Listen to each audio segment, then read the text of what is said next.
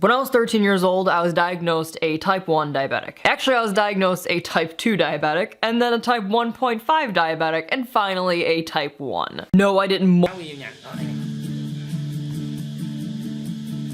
Woman at a window selling maps and guides, locked inside a box to watch the clock unwind. Bend time, bend time. Dreaming of the universe with open doors into a dimension past the world she knows. Bend time, bend time, bend time. She'll try. Woman at a window, all afraid of heights. How far will she climb to reach her heart's desire? Send signs, send signs.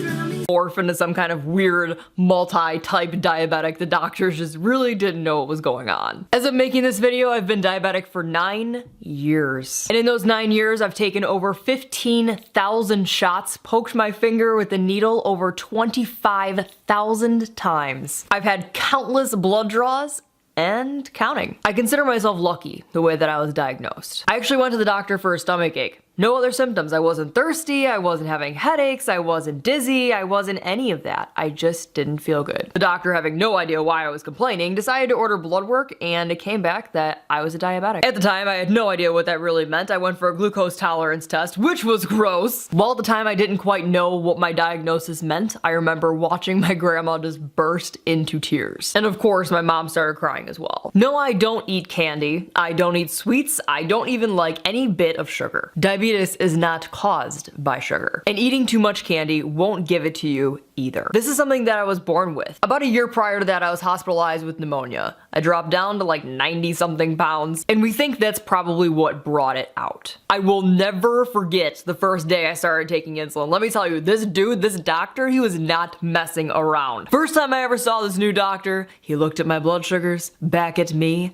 back at my blood sugars, then back at me, and he literally just said, "You start insulin today." I was terrified. I had total problems with needles. I would pass out whenever someone injected me with a needle, like, nope. I wasn't good with blood. I was not good with anything that I have to deal with today. But he came in with the insulin, stabbed me in the back of my arm as I squeezed my mom so hard, bawling my eyes out because I was just terrified. Honestly surprised I didn't break the woman's ribs. And from that day on, I stayed on insulin. And I'll be on insulin for the rest of my life. School made my diagnosis so much worse. When I was first diagnosed, they didn't put me on insulin right away because my body was still producing insulin. My school also wouldn't allow me to carry my tester with me, so I had to go to the nurse's office, which was across the school, if I didn't feel good. And diabetics usually test their blood sugar anywhere between 4 to 6 times a day, sometimes even more. When I was first diagnosed, I was testing up to 10 times a day. Everyone thought that I was faking it. People thought that I couldn't eat candy. People thought that I was exaggerating, that it was no big deal. Like, who cares? You can't eat sweet stuff, when it's not like that at all. I started getting harassed by other students that I was too good for class or that I was ditching just because I felt like it. What they didn't understand is not that I wanted to have a snack in class. I needed to. I didn't want to leave class.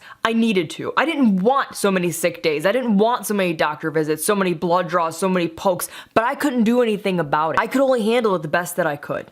I lost all my friends. I didn't have anyone. It lasted into high school. Blood sugars spike when a diabetic takes in any carbs, whether that's bread, that's potatoes, it's literally anything with carbohydrates in it. Another little devil that'll sneak up on diabetics is stress. The stress from high school would send my blood sugars up over 400 every single day. Most days I honestly probably should have been in the hospital. By this time I was a teenager, I was struggling with my teenage years, plus being diabetic, plus being bullied, plus trying to figure out my life goals. But at this time I started getting more into body painting and larger human projects just to ease my stress. Determined to get out of school, I attended a half day of cosmetology while also doing a half day of high school, and during my junior year, I also went home and did my senior year online. I graduated high school as a junior and was licensed in both aesthetics and cosmetology by the time I turned 19. Now today, I understand that diabetes is not going to hold me back from my dreams. Although I used to hate it, I hate hearing other people say that they hate it. Being diabetic is with you. It's a part of you. It's a part of who you are. It's no different than having red hair and green eyes. Looking back on all those years that I struggled being a diabetic, I've come to realize that it gave me responsibilities at a young age and it helped me be the person that I am today. I understand what it's like to feel like you don't fit in, to feel like you don't have anybody. You have good days, you have bad days, and because of this,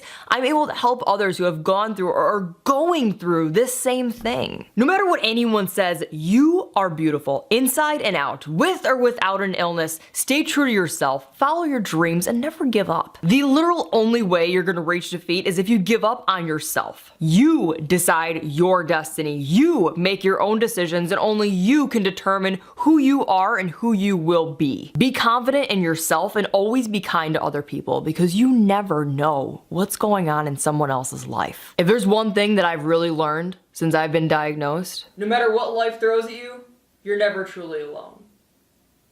You have diet? I think you have diets. Try this.